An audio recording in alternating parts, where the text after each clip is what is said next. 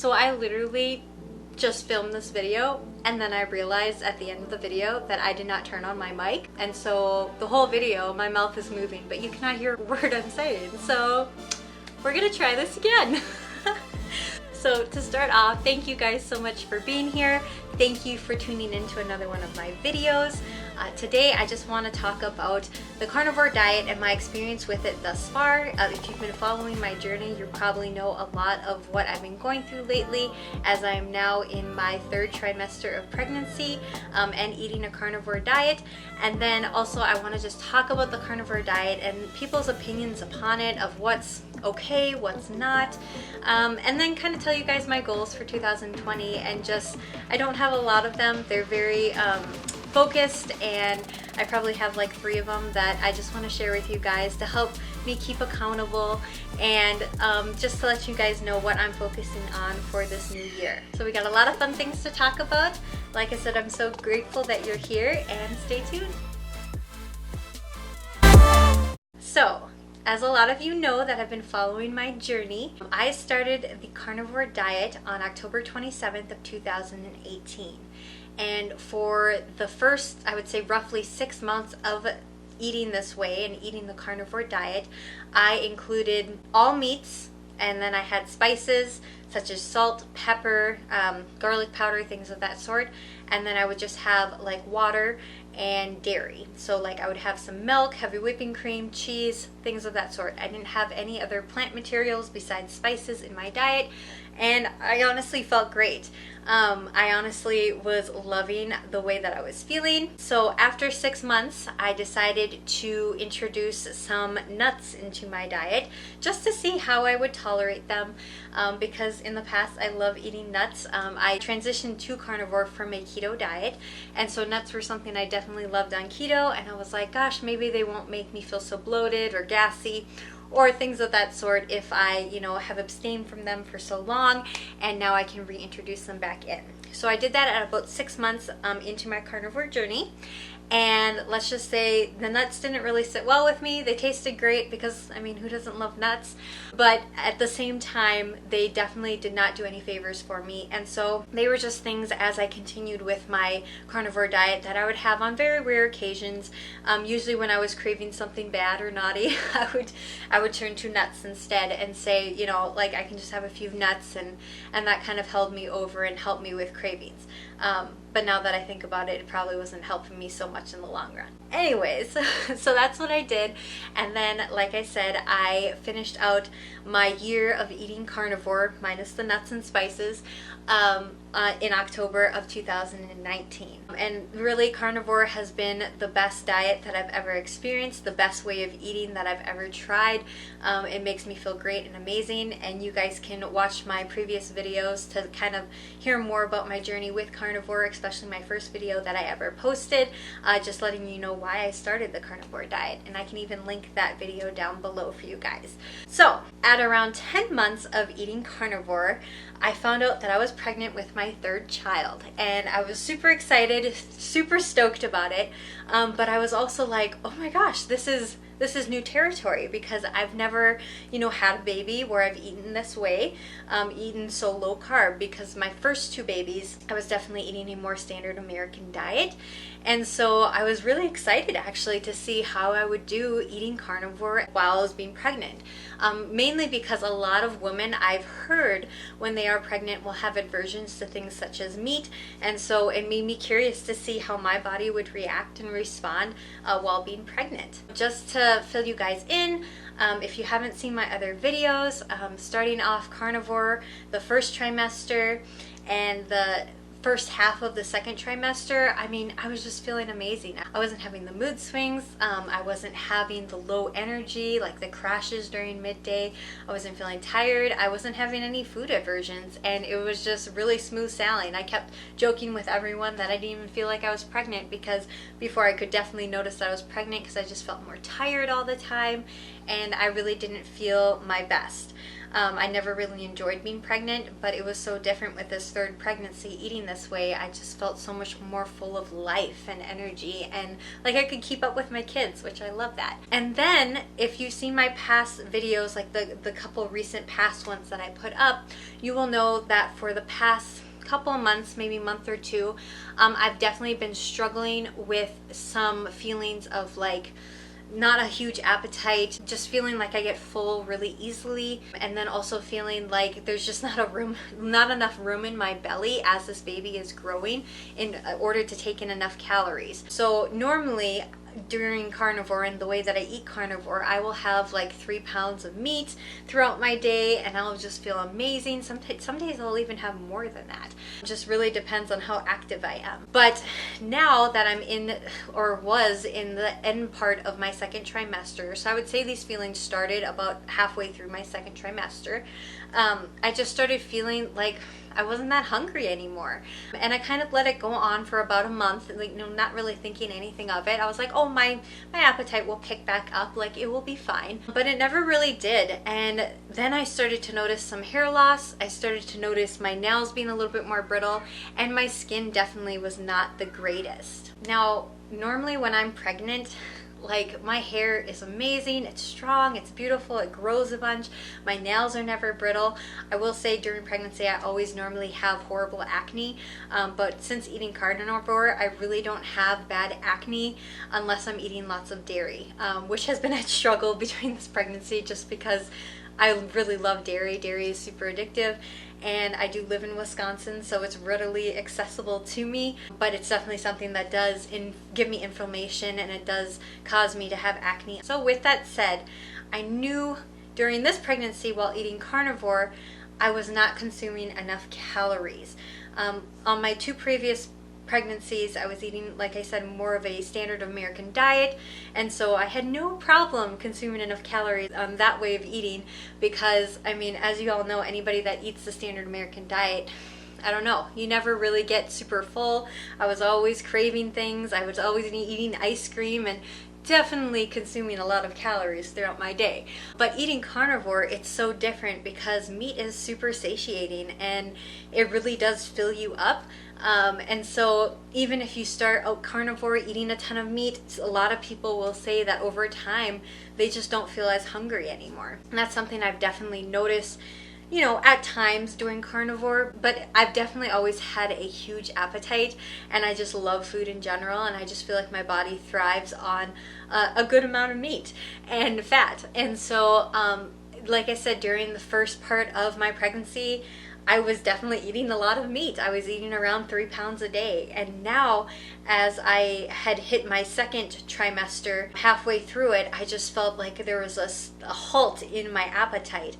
I wasn't having any food aversions. I wasn't feeling like food was disgusting in any way, but I just felt like there wasn't a lot of room in my belly anymore.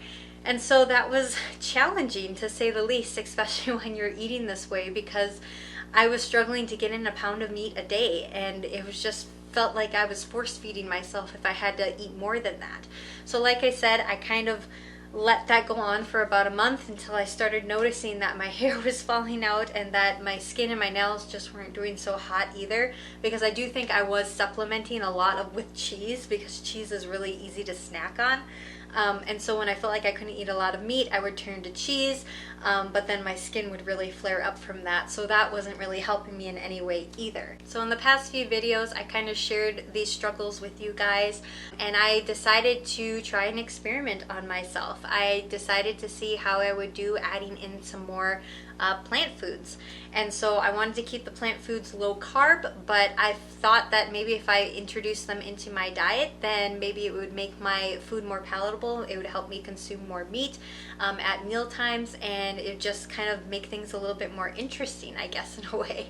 And so I went ahead and did that, and I did it for just under 3 weeks. I did it for about 2.5 weeks, and I was very shocked with the results from it. The first week I felt really good. I felt, you know, like I guess it was something different, something new, so you're optimistic and hopeful that it's going to work for you. But as I went into the second week and part of the third week, I started noticing side effects from eating plant foods, which really reminded me why I don't include them in my diet and why I cut them out in the first place. And just to share those things with you, I noticed a lack of energy. I was having these midday crashes that I am not used to having. I mean, in my previous pregnancies, I was tired all the time. I was definitely someone that would sit on a couch and like fall asleep when my kids were napping. But during this pregnancy, I just haven't had a regression in my energy. I just have felt so full of energy and so full of life. And like when my kids go down for a nap, I'm super productive. You know, I get the dishes done and the laundry done and stuff around the house and just personal things that I want to do. But when I introduced plants back into my diet, like I said, I didn't even notice in the first week, but then during the second and like that half of the third that I did it for, I literally would put the kids down for a nap in the afternoon, sit down on the couch for a few minutes, and fall asleep. And I just felt so tired. I felt so like lacking in motivation and feeling like I just didn't want to do anything. And I'm just not used to feeling that way. I'm normally really, energetic, and I just love to be playing with my babies and like being interactive with them. And when they're sleeping, I love being productive. I mean, anyone that's a mama knows that there's always work to be done. And so I just did not like that feeling of feeling really tired and like I couldn't keep my eyes open. And I really do think it was from the plants and the extra carbs that I was consuming, the extra glucose that was in my body that my body's not used to handling. Another thing that's a little bit too TMI, but I'm going to share with you guys anyway, is that I started to fart again. And it's like, I'm not used to that. Eating carnivore, you never really think about it, but you don't fart anymore. Like, you don't have gas. And so it was something that was like disturbing to me and kind of disgusting, because I'm like, oh my gosh, like I can't believe plants do this to me so bad. And my poor husband had to live with me for the 2 weeks I ate plants, and I told him, honey, this is why I don't try introducing plants back in my diet, because I forgot that they made me feel this way. They make me feel bloated and gassy and just yucky and lethargic overall. And so that was another thing that I noticed. I also noticed mood swings. If you guys have watched my past videos, you'll notice that I've said my moods have been a lot more stable on carnivore. I just feel, really happy all the time, and I'm naturally a happy, optimistic person. I love to see the good side in everything. And so just seeing that there was kind of a tank in my emotions when I included plants back into my diet was definitely not something I was thrilled about. I was definitely a little bit more moody and emotional over things that really didn't matter these past couple of weeks that I did have plants in my diet. And so that was kind of an alarm to me. It's like, I don't want to live life that way. I want to look at life as being happy and full of life and just feeling great vibes. And so, just having negative thoughts in my mind was not something that I enjoyed, and just feeling kind of down on myself was not something that I enjoyed. And so that was a really big thumbs down on including plants back in my diet. And then the last thing that I want to talk to you guys about something that I've noticed since consuming more plant matter is, and this is probably the biggest deal to me, is the fact that my cravings came back. So I can't believe that 2.5 weeks of eating some plants would make this happen, but I literally have been struggling so hard with not wanting all the sugary things and all the carby things, which I have not experienced that for 6 to 9 months since doing carnivore. I know the first few months was pretty hard with carnivore, but as long as I kept on eating a bunch of meat and making sure that I was full, those carby, sugary feelings would go away. But then the longer you do this diet, you really lose the desire for sweet, carby things. Like, you just really lose that desire to want to consume those things, and they don't even entice you anymore. And so having those feelings come back, that was super scary and frustrating. Nobody likes to have to say no to themselves all day when they're craving ice cream or caramel corn or, just all those things that I loved in the past and I haven't had in a long time. Normally I would never even think about eating those things because they just don't sound appealing to me. But then including plants back into my diet, it's all of a sudden like the cravings came on full-fledged. And that that is something I definitely do not want to have to deal with. And so I was very disappointed that I made myself feel that way.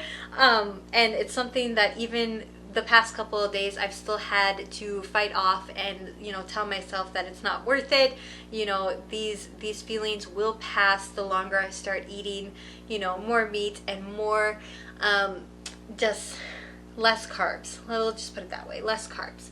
Now that I've filled you guys in on what I tried, this is my new plan of action. I have cut out all plants out of my diet once again. That ship has sailed for me. I'm happy to say. It kind of, like I said, re-strengthened me in the reasons of why I eat carnivore.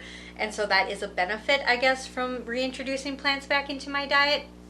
And so just to tell you guys a few of the things that I tried when I was eating plants, just to give you a rough idea of what I was including, I would have pickles, cauliflower I tried, broccoli, I was having some nuts, I had avocados, olives, some salsa, and some lettuce. So those are the things that I tried. I mean, nothing too crazy, all low carb. I did have some green beans as well. So like I said, all low carb, nothing crazy. I wasn't eating like sweet potatoes, or not that that's even a vegetable. I don't know what that is, a starch. I wasn't having, you know, like super large amounts of these vegetables, but those were the things that I introduced back in, and I just noticed so many of those negative side effects. So like I said, plants are no more in my diet. And you may say, well, girl, what you gonna do if you're not, you know, eating plants and you're still feeling like you have a lack of appetite with just eating meat? Well, sitting down thinking about it, I really thought about the things that I was eating in carnivore, and I noticed that I would eat meat and then I would maybe snack on some pork rinds, or I would snack on some cheese. And I really think the pork rinds and the cheese were throwing off my hunger cues. And so those are things moving forward that I am eliminating. I'm not going to have the pork rinds. I'm not going to have the cheese. I'm not going to have the dairy. And then as far as meat goes, I want to actually even like take out all the spices that I've been using. And I want to just stick to salt, meat, and water. And normally I like to just stick to like steaks or beef, or venison, things of that sort. But I'm also going to include, you know, pork and chicken and, you know, seafood, sardines, herring, things of that sort. And just see how I do with that. So I just want my water, sparkling water, salt, and then a variety of meats. And that's really what I'm going to eat moving forward. I'm also going to try to incorporate more meals throughout my day so that I don't feel like I have to force feed myself. I'm usually accustomed to eating about 2 times a day, sometimes 3, depending on the day. But even with that, I was struggling to eat a lot during those meal times. And so I feel like if I just include more meals throughout my day, it will be easier for me to get in the calories that I need. So say I'll have breakfast, and then I will have maybe lunch, and then a snack in between lunch and dinner, and then I'll have dinner, and then maybe a snack in between dinner and bedtime. And so, you know, doing 5 to 6 meals a day, not feeling like I have to like eat large amounts of food at those meal times, but just having smaller portions. Like normally for breakfast I'll have like 6 eggs, and so just maybe for breakfast I'll have 3 eggs, and then maybe I'll have like my lunch of like some meat and some eggs, and then for the snack between lunch and dinner I'll have, you know, some more eggs or leftover meat. Dinner, I usually love to have a steak, and so I'll eat a steak, and then at nighttime I can just eat whatever leftover meat or eggs that I have in the fridge.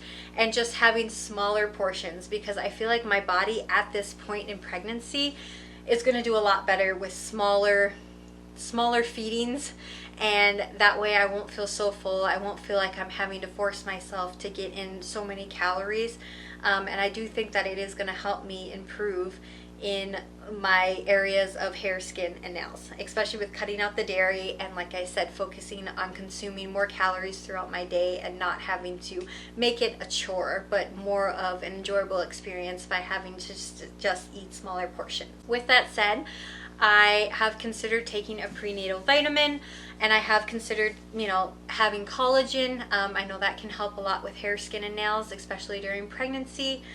The prenatal vitamins I've never taken during any of my pregnancies, and like I said, I've never had issues with my hair or nails.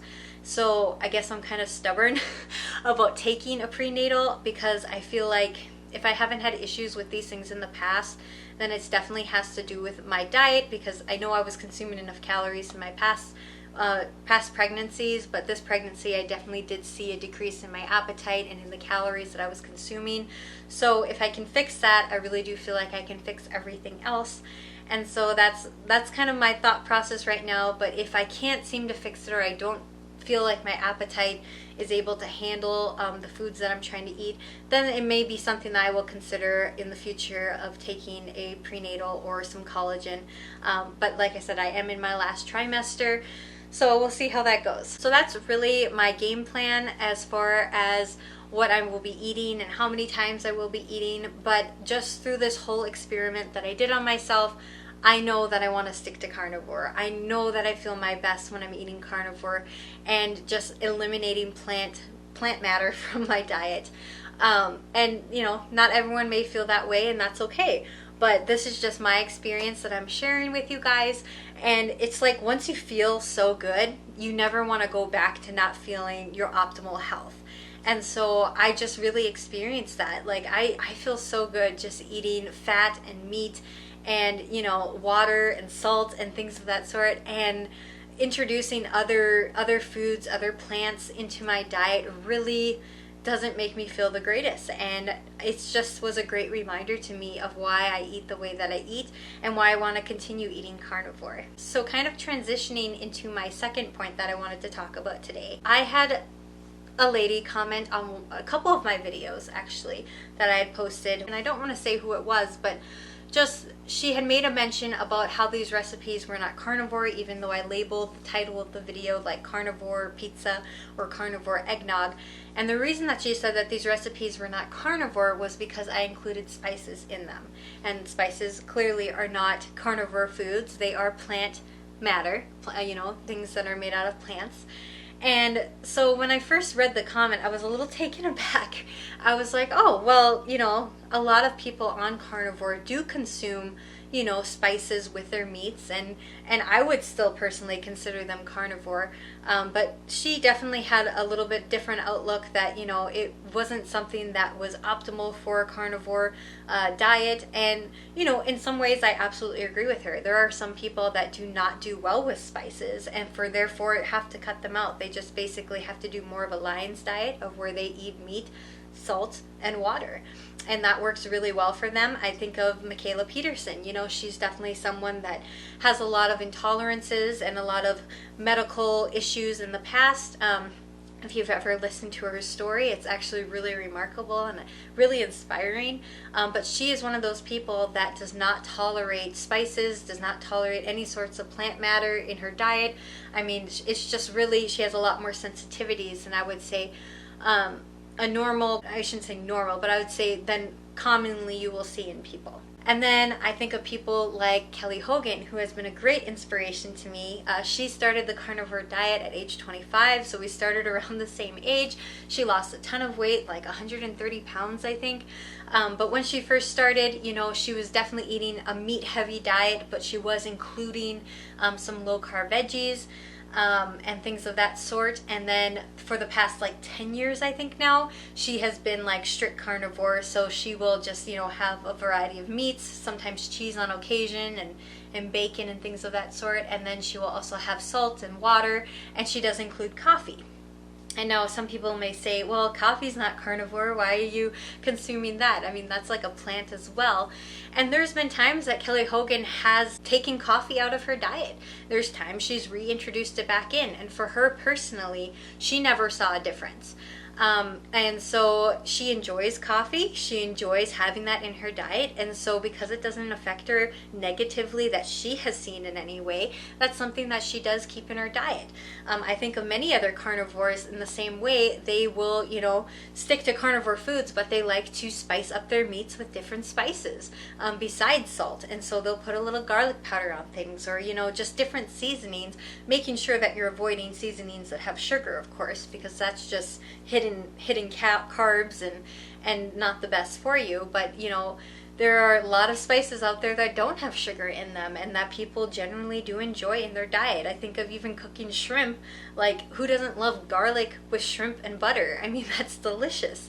So I guess the thing that I wanted to talk about was your guys' thoughts on carnivore. I know this is a very debatable topic. There's other people that I watch, like Health Coach Kate. I love her videos. They're very informative and fun and quick to the point about this way of eating carnivore. And I've watched her diet as she has, kind of more transition to a more carnivore diet. But she also does include, plants every so often. She will have broccoli. She will have different non-carnivore foods.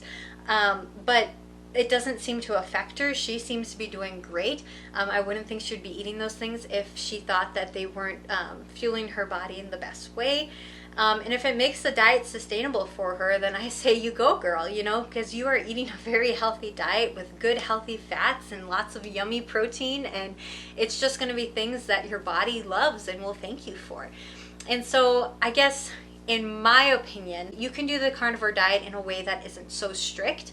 I do think, like I said, some people need to do it strictly, and that's fine. But then there's also times when you can have the people that can have, the spices on their meats, or can include a plant food every now and then. And in my opinion, they are still carnivore. They are still eating a meat-heavy diet. But I have definitely found out for me that I do the best on meat. And I don't really do great with any plants in my diet, which is why I kind of wanted to even just take out spices out of my diet just to see how I do. I've done it in the past. There's been like an extended amount of time where I've just had meat, salt, and water, and where it was a little bit maybe boring at times, like not having all the different flavors, I definitely felt amazing. And so I feel like if I can do it for a while and kind of make it my normal daily routine, I will definitely see the health benefits that I am looking for. And so that's something that I want to try as I go throughout the rest of this third pregnancy, and just to really make sure that I'm feeling my best and preparing my body mentally and emotionally and physically as I get ready to have another baby to take care of, because I know I won't be getting all the beautiful, precious sleep that I've been getting lately, and I'll definitely have, more demands as far as nursing. And I'm just excited to take you guys along on that journey with me and letting you know how I'm feeling, what's working for me, and hopefully help somebody that may be in the same stage of life that I am in. So that's something in the future that you can expect to see with my videos. But yeah, I just kind of wanted to open up this conversation and to keep this dialogue going about the carnivore diet and just ways that it's working for people. Because like I said, some people are going to have to be on the more strict spectrum of carnivore, and others can be a little bit more relaxed with it and include the spices, or maybe plant every now and then. Like I said, I know that that's not the optimal diet for me. I know that I do the best with meat and fat and water, but not everyone's going to be that way. And so really experiment with your diet. I'm giving you permission to experiment with what you put inside your mouth, what makes you feel the best. And that's really what's going to keep the way that you eat sustainable. That's going to make a diet sustainable. If you are enjoying what you're eating, if you are feeling really good from what you're putting in your body, that's going to make you want to continue to eat the way they're eating. And what a great thing to be able to stick to a diet like this, because it is so healthy for you, and it is something that long term your body is going to thank you for. So like I said, find out what works for you. But that's just my thoughts. Please leave your comments down below. Let me know what you think. think about this topic as far as like the carnivore diet and the way that you think people can do it.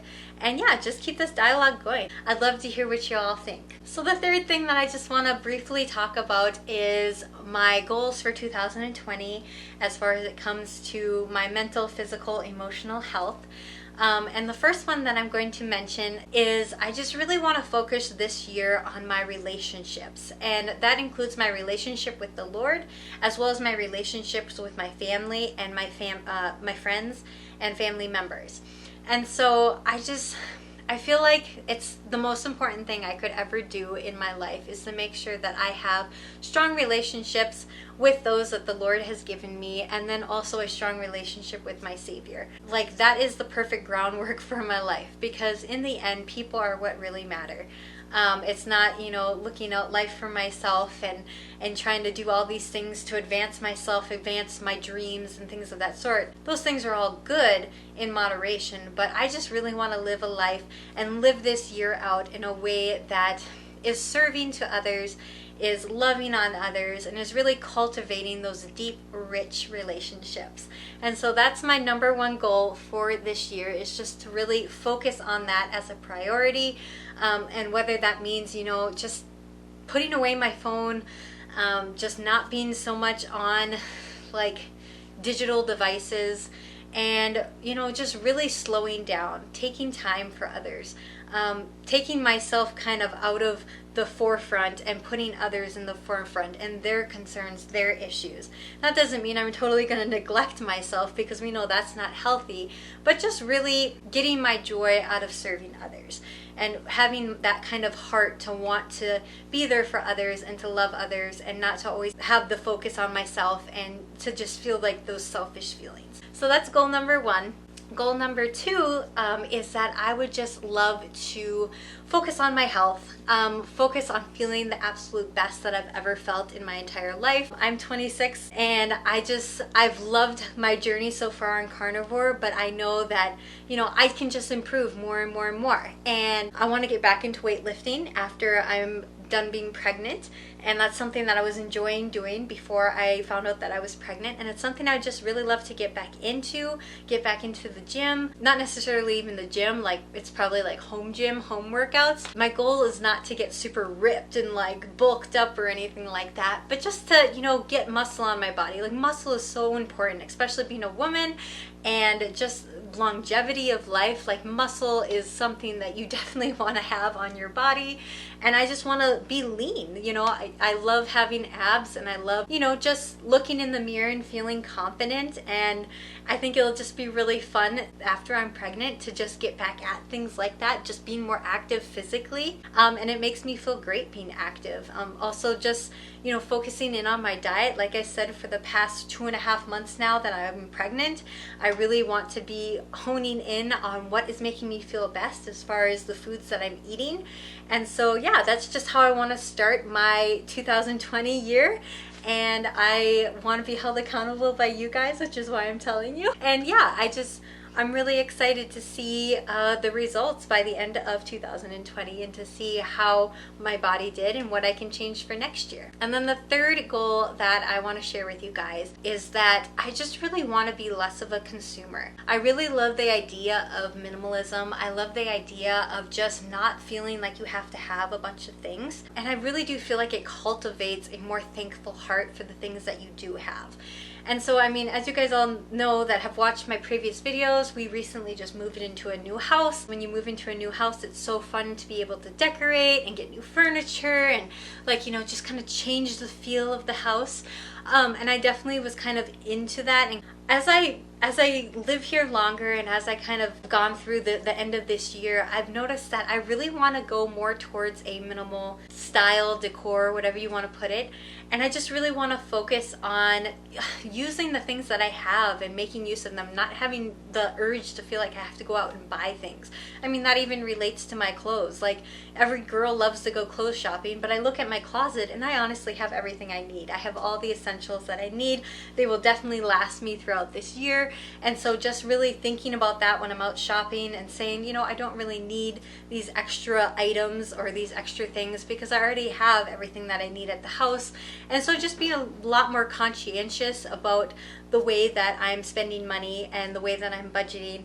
And that's just another goal for myself that I really wanted to make for 2020, and just cultivating, like I said, more of that thankful attitude, being grateful for the things that I already have. So those are my 3 goals that I have for 2020. I'd love to know what your guys' goals are as well, so please leave them down in the comments below and we can help keep each other accountable throughout this year and make it the best year yet. So that's all that I have for you guys today. Thank you so much for watching this video and for tuning into my videos. If you haven't already, hit that thumbs up button to like my video, and then hit that red button to subscribe, because if you like my videos, that makes more people able to find them. And then by subscribing, you'll never miss a video that I post. I do post new videos every Wednesday. I just love this community. I love how supportive you guys are, and this has been such a fun thing to have started this past year, making videos. And I love being able to see us grow together and to be able to ask questions, and for this just being an open environment for people to feel welcome. And that's really my hope for the videos that I make, is that you can look into my life and see the way that I'm living, see the things that I'm struggling with and the things that are working for me, and hopefully in the end it can help someone else. So yeah, I'm so happy that you guys are here. Like I said, be sure to like and subscribe so you never miss any more of my content. And as always, I love you all, and I will see you in my next video. Bye guys.